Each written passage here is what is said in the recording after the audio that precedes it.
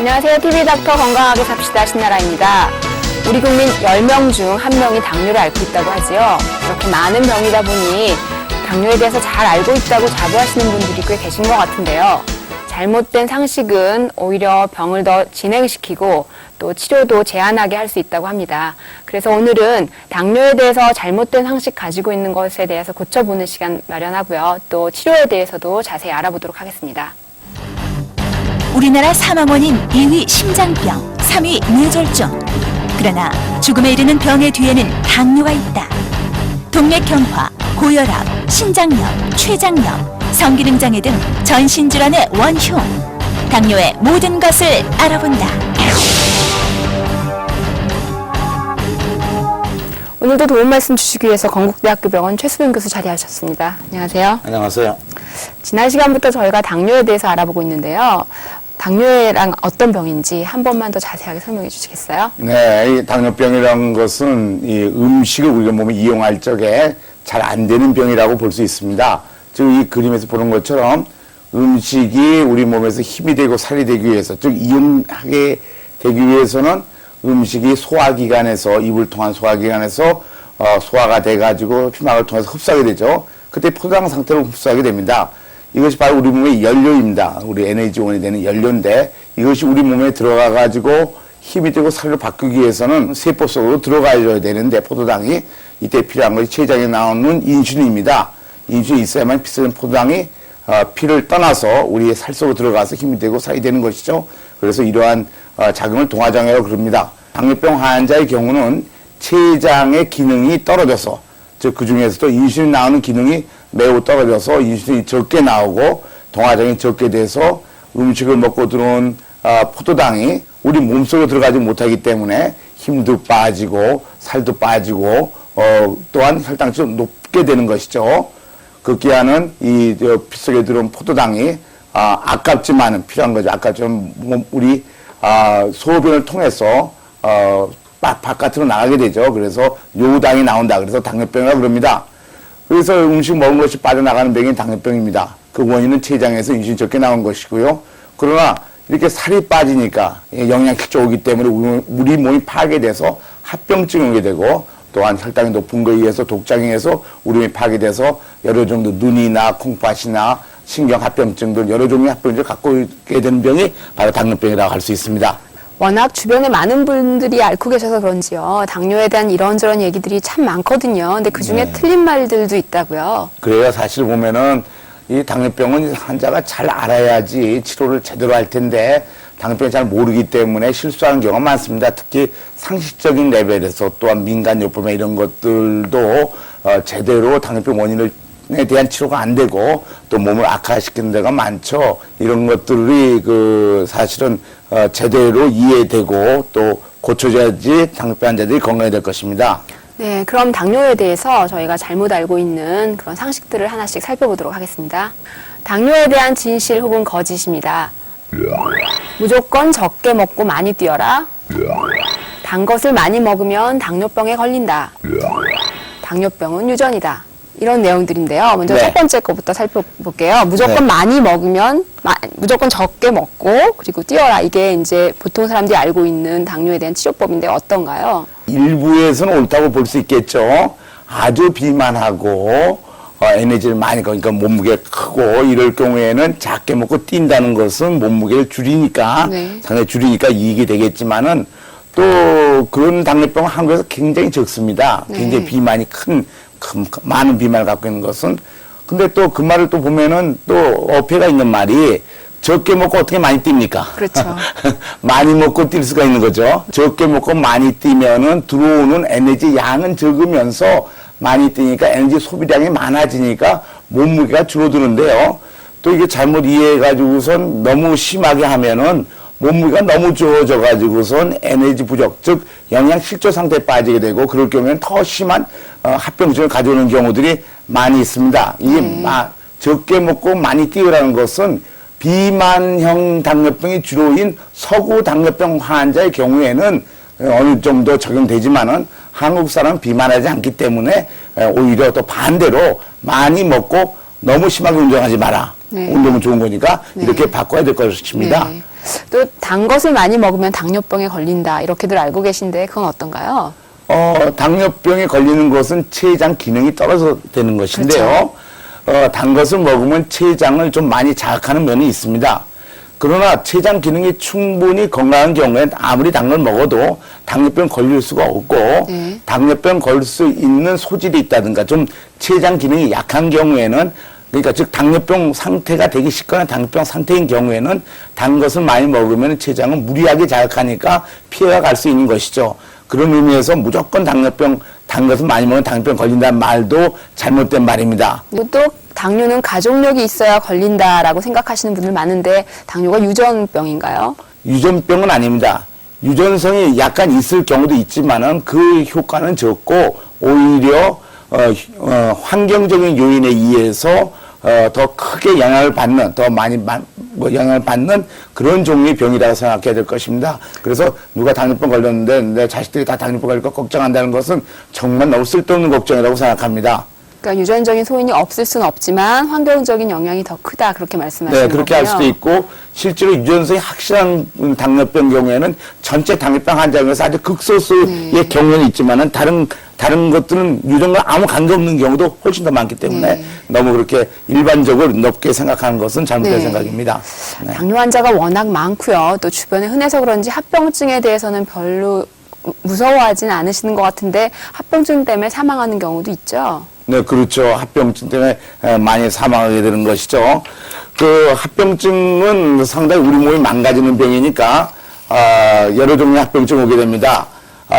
즉 당뇨병의 원인은 먹은 것이 우리 몸에서 에너지가 사용 안 되는 병이고 또 고혈당이 돼가지고 우리 몸을 파괴시키는 병이니까 온몸이 다 망가집니다. 즉 다시 말해 온몸 세포들이 기능을 잃고 파괴된 병이기 때문에 온몸이 다 합병증 오는 거죠.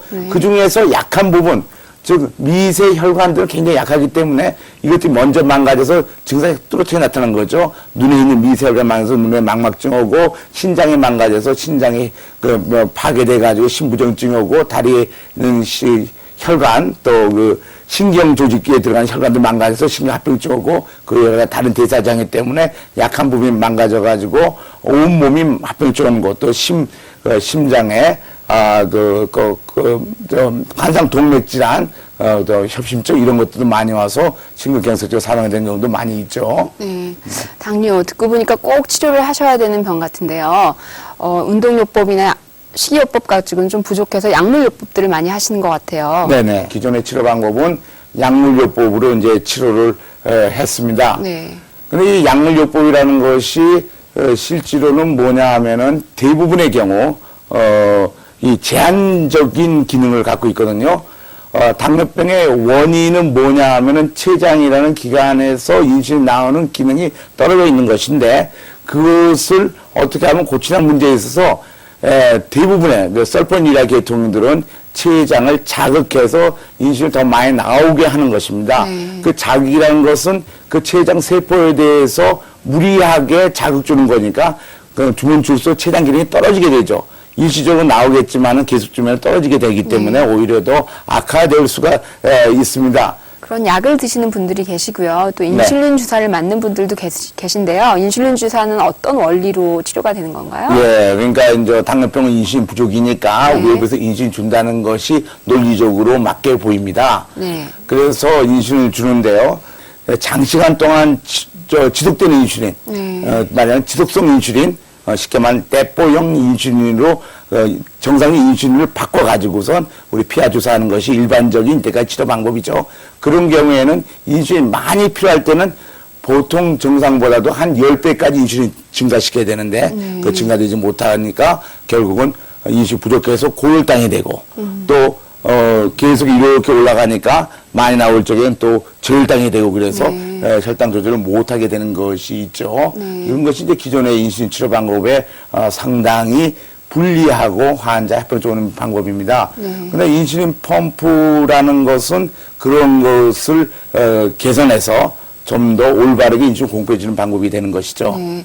인슐린 펌프라고 하면은 생소한 분들이 많으실 것 같아요. 원리를 좀 간단하게 소개해 주실 수 있나요? 네, 인슐린 펌프는 이제 이 그림에서 보시는 바와 같이 정상적인 췌장은요, 식사 때마다 급격히 인슐린이 증가해가지고 인슐린 공급해주고, 식간은 아주 적은 양의 인슐린이 계속해서 공급해주고 있습니다. 우리 몸의 췌장은요.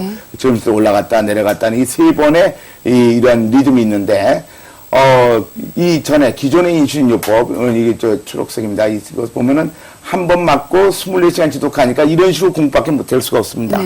만약에 이런 식으로 공부이 된다면은 실질적으로 이만큼이 필요한데 이만큼이 인슐린이 부족하기 때문에 인슐린이 동화장이 적기 때문에 피 속에 포장이 많이 남아 있어서 고혈당이 되게 되죠. 그걸 극복하기 위해서는 아침 식전에 더 많은 양을 주사하게 되죠. 그러면 서서히 흡수돼가지고 여기를 통과를 하지만은 12시간, 반나기 12시간, 12시간 후에는 우리 피 속에서 최대치를 이루게 됩니다. 서서히 떨어지게 되죠. 그러나 실제 정상에서 이때 보면 이만큼이 나와야 되는데 이만큼 나오니까 한 20배 이상의 인슐린 농도가 되고 그것은 심각한 저혈당을 일으킬 수 있습니다. 그래서 실질적으로는 보통은 우리가 타협을 해서 중간 정도를 줘가지고 양을 이렇게 해서 이쪽에는 인슐린이 부족하고 이쪽에 인슐린이 좀 많이 나오게 하는 그러나 인슐린 요법이라는 건 췌장과 똑같이 인슐린 공급해주는 방법으로 인슐린, 정상적인 인슐린, 그러니까 어떤 대표 인슐린이 아니라 순수한 인슐린으로 24시간 동안 췌장에 나온 패턴과 똑같은 형식으로 몸에다 공급해주는 방법이죠. 그러니까 마치 병든 췌장 대신에 정상 췌장의 움직임과 똑같기 때문에 정상적 음식을 먹더라도 혈당이 정상화되고 몸도 건강해지고 합병이 예방되는 것이 바로 이러한 인슐린 치료, 인슐린 펌프 혹은 인공췌장기 요법의 원리가 되는 것입니다. 그렇군요. 이 시간에는 당뇨를 제대로 알고 제대로 치료하는 방법에 대해서 알아보고 있습니다. 시청자 여러분들은 어떤 걸 궁금해하셨는지 궁금증 클리닉 통해서 확인해 보도록 하겠습니다.